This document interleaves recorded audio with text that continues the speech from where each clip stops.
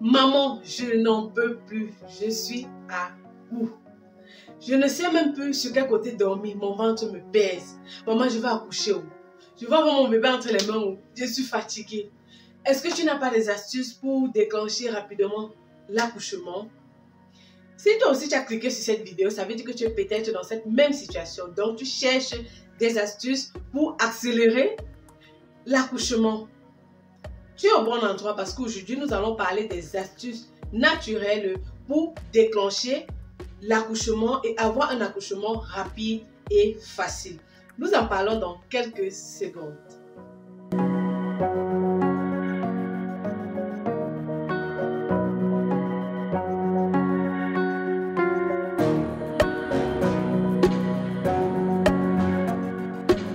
Déjà, j'espère que vous allez bien. L'accouchement, c'est le couronnement d'une grande et belle aventure au bout duquel on a au final ce bout de chou-là. On ne faisait que fantastiquer dans la tête.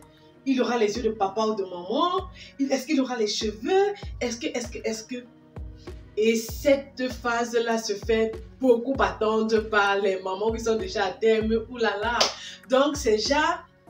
On a passé presque 8 mois et demi à attendre sans souci. Mais le petit demi qui reste là, l'attente de ça, on dirait que c'est encore un autre 9 mois qu'on doit attendre.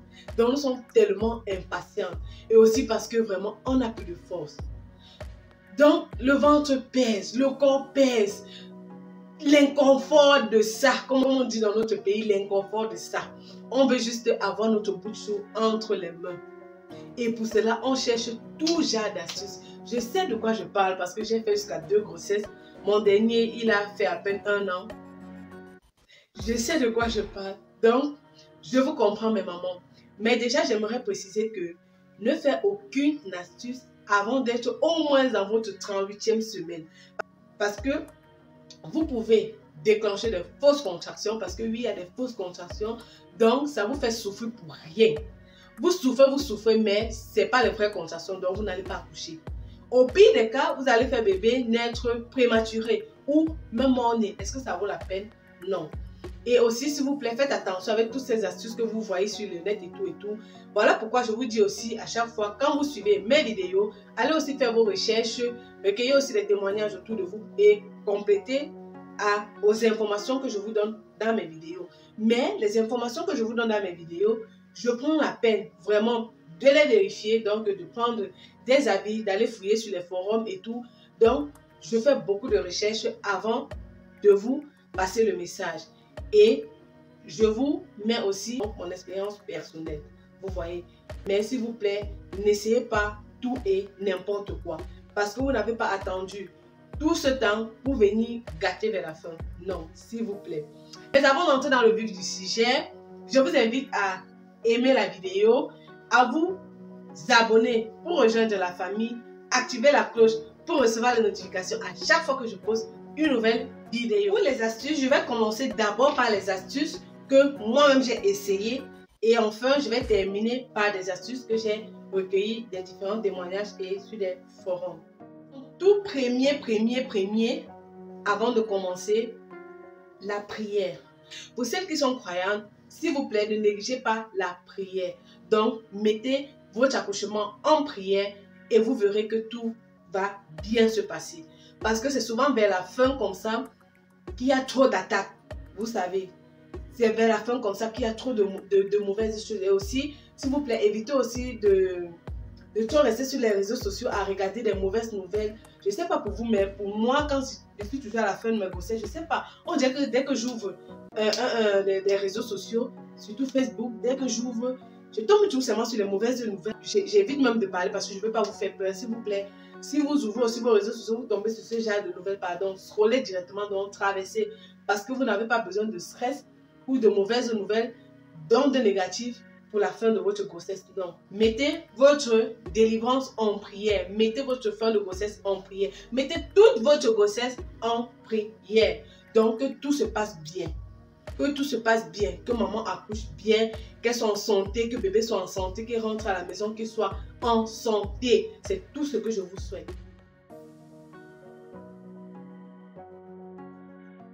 Si vous demandez à n'importe qui, on vous dit marchez. marcher. C'est vrai que vers la fin, là, nous sommes tellement fatigués, le corps pèse. On veut seulement s'asseoir et ne rien faire et attendre seulement que bébé vienne. Mais c'est le moment même où on doit beaucoup se bouger. Donc, on doit beaucoup se bouger. Donc, en première astuce, bougez-vous. Je dis bien, bougez-vous. Dansez haut. Marchez haut. Marchez des escaliers haut. Donc, faites-moi les petits shootings haut. Mais bougez-vous. Si vous n'êtes pas fan de marche, dansez. Parce que moi, là, pour moi, c'était la marche et la danse. Parce que j'ai même d'abord dansé. Donc, j'étais là seulement. J'ai appris de cette danse pendant la fin de ma grossesse. Moi-même, je me suis dit que, donc, je peux même déjà ouvrir une école de danse. Je vous dis, donc, et danse orientale, et danse indonésienne, et danse africaine. J'ai dit que je dansais de tout. Donc, bougez-vous. Si vous ne pouvez pas danser, si vous êtes vraiment fatigué, vous avez la flemme, faites les escaliers. Si vous connaissez un endroit où il y a les escaliers ou bien à la maison, montez, vous descendez. Montez, vous descendez. Si vous ne pouvez pas, s'il vous plaît, allez faire la marche. Si vous ne voulez pas, s'il vous plaît, faites le nettoyage. Mais bougez-vous. À la fin de la grossesse, bébé est déjà en position, en cette position-ci, dont la tête est vers le bas. Plus vous vous bougez, plus sa tête appuie sur le col de l'utérus et donc ça sécrète l'ocytocine. Vous savez que c'est l'ocytocine qui est l'hormone de l'accouchement. Donc plus c'est élevé, plus le col se dilate et vous êtes prêt à accoucher. Donc s'il vous plaît, bougez-vous. Bougez-vous. Bougez-vous.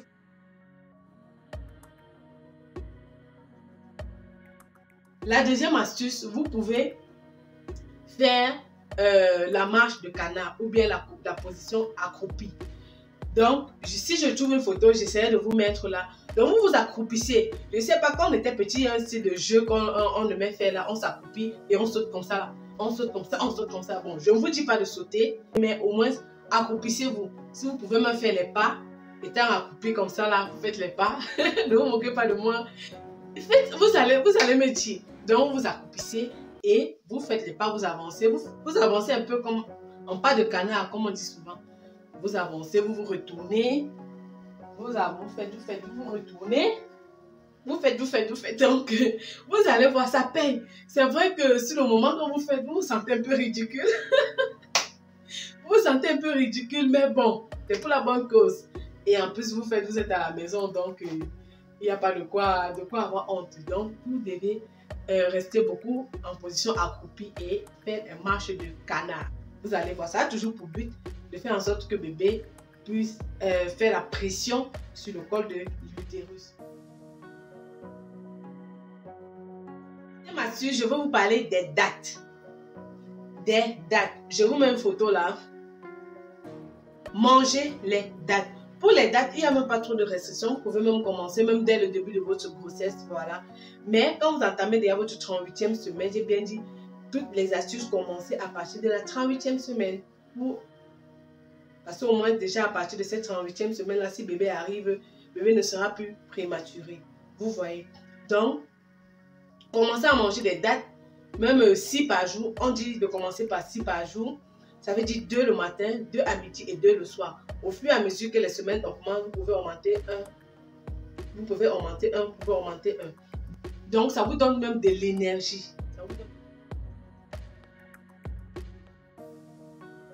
En quatrième astuce, nous avons l'infusion. Plus précisément, infusion de quoi?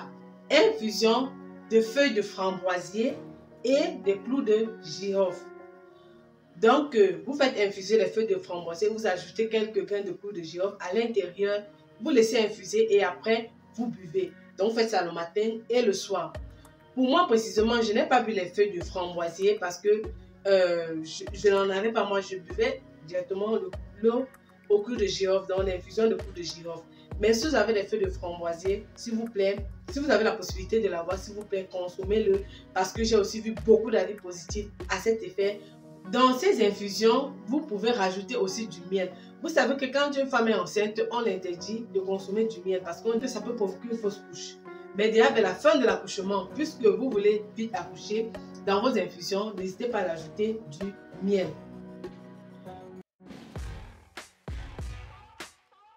Cinquième astuce, bon, cette astuce, si je ne l'ai pas testée personnellement, j'ai juste eu des avis Là-dessus, nous avons l'eau de coco. L'eau de coco, bon, beaucoup plus que les femmes qui sont en Afrique, parce que le coco, on retrouve ça presque partout, c'est vraiment à portée de main. Donc, pour tous ceux qui peuvent avoir l'eau de coco à portée de main, n'hésitez pas de boire cette eau. Apparemment, cette eau aussi agit efficacement. Consommons aussi beaucoup d'ananas, donc le fruit d'ananas. Consommons aussi beaucoup.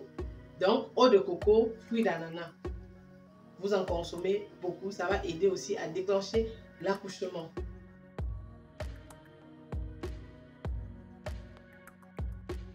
Vous devez aussi manger beaucoup épicé. Donc, quand vous mangez beaucoup épicé, ça agit aussi sur l'accouchement. Manger beaucoup épicé. Moi, je mangeais beaucoup épicé, surtout pour ma deuxième grossesse. Et je ne sais pas si c'est pour ça. Mon fils, il a à peine 1 an, mais il mange épicé. Je dis que je mange pimenté, je lui donne ce que je mange pimenté. Il mange. C'est comme si c'était de l'eau seulement qu'il buvait ou son lait. Donc, lui aussi, il mange épicé tranquillement. Ou c'est parce que j'ai mangé beaucoup épicé pendant sa grossesse. Voilà. Donc, j'ai aussi entendu parler du gel de gombo. Le gel de gombo. Pour l'autre, là, moi aussi, je n'ai pas testé. Je n'ai pas testé parce que le gel de gombo, j'ai entendu parler de ça plutôt après. Le gel de gombo. Donc, certains disent de mélanger avec le sirop de canne, de mélanger et d'écraser et boire ce gel-là. Certains aussi, j'ai vu pour certains qui écrasent directement le gombo. Je vais vous mettre les fruits de gombo pour celles qui ne savent pas. Donc, certains disent d'écraser directement le gombo, mélanger avec de l'eau et boire. Donc, si vous réussissez à faire, c'est bon parce que le gombo, ça n'a pas d'effet négatif puisque le gombo, c'est un fruit qu'on prépare. On fait la sauce du gombo qu'on mange avec du couscous. Donc, vous pouvez aussi tester cette recette si vous réussissez à boire le gel de gombo directement comme ça, sans souci. Vous pouvez le faire. Il y a aussi le gel du cuit. Pour celles qui ne savent pas ce que c'est que le cuit, je vais vous mettre une photo. Je vous laisse aussi même le lien d'une vidéo que j'ai fait sur le cuit. Parce que chez nous, le cuit est beaucoup plus consommé après la grossesse. On dit le cuit de la maman. Donc, la sauce que la nouvelle maman prend pour pouvoir perdre le poids et nettoyer son organisme après l'accouchement, on appelle ça le cuit. Donc, vous pouvez aussi boire le gel du cuit. Donc, vous faites juste la sauce du cuit et vous buvez. Ça facilite aussi l'accouchement. Ça vous permet d'avoir un accouchement facile et rapide. Vous voyez, moi, je consomme le cuit sans problème. C'est une sauce africaine. C'est vraiment bon. Hein. C'est vraiment bon.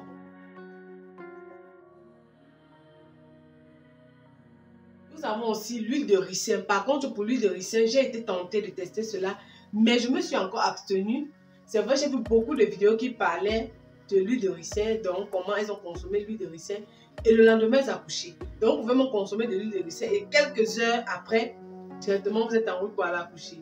Donc, s'il vous plaît, c'est à faire avec précaution. Moi, je me suis abstenue de tester parce que j'ai aussi vu beaucoup de dangers par rapport. Et ces astuces-ci, si vous commencez à faire ça aussi, pour celles, même quand on va provoquer peut-être l'accouchement, on leur dit qu'il y aura césarienne et tout, vous pouvez faire ces astuces et vous voyez, après vous accouchez tranquillement sans passer par la césarienne parce que ça facilite vraiment l'accouchement. Et pour vous dire, pour ma première grossesse, je n'ai pas appliqué ces astuces-là parce que bon, je ne suis pas allée faire des recherches, je n'ai pas cherché et tout, donc j'ai laissé comme ça, j'ai accouché comme je devais accoucher et tout et tout. J'ai accouché, ma fille, elle n'avait que 2,5 kg. Mais j'ai eu une petite déchirure. Pourtant, mon fils qui est né avait 3,5 kg. Rien. Je dis que rien. Donc, j'ai aussi même dit que ça, bon, ce sont des astuces. On fait, bon, sur le moment, on ne peut pas voir vraiment des résultats et tout. Mais ça facilite réellement l'accouchement. Mais quand vous avez à dépasser le terme, on fait plutôt un décollement cervical. Je pense comme ça qu'on appelle un décollement cervical. Donc, c'est la sage-femme. Chez la sage-femme que ça se fait. Elle envoie, je pense, ses 2 doigts dans votre vagin et elle fait des mouvements ainsi pour décoller la membrane. Bon, allez faire vos recherches sur ça, le décollement cervical. Donc, puisque moi, j'avais déjà dépassé le terme, parce que normalement, j'étais censée accoucher le 30. J'ai accouché plutôt le 2. Donc, j'ai accouché à 40 plus 2. À 40 semaines plus 2. Donc, on m'a fait le décollement le 29. et j'ai accouché le 2. Apparemment, il voulait naître le même mois que moi parce que oui, il était programmé pour naître en mars. Mais il est né en avril, je suis née en avril. Donc, il a tiré, il a dit qu'il va naître le même mois que sa maman. Au final, j'étais non contente parce que nous sommes le même mois. Donc, moi, on m'a fait le décollement cervical et 2 jours après, j'ai accouché. Si vous voulez en savoir plus sur le décollement cervical, renseignez-vous auprès de vos médecins ou allez aussi faire vos recherches parce que c'est seulement à l'hôpital que ça peut se faire. Voilà, c'était tout pour cette vidéo. J'espère vraiment que vous en avez appris beaucoup. Et comme je vous dis, rien ne vous empêche aussi d'aller faire vos recherches pour compléter aux informations que vous recevez dans cette vidéo. S'il vous plaît, si vous avez des témoignages, je vous attends dans la barre de commentaires. Donnez-moi vos témoignages, dites-moi aussi, pour celles qui ont déjà accouché, les astuces que vous avez utilisées pour faciliter l'accouchement. Et n'oubliez pas, la nature nous nourrit et nous guérit. On se dit rendez-vous dans une prochaine vidéo. D'ici là, portez-vous bien. Ciao!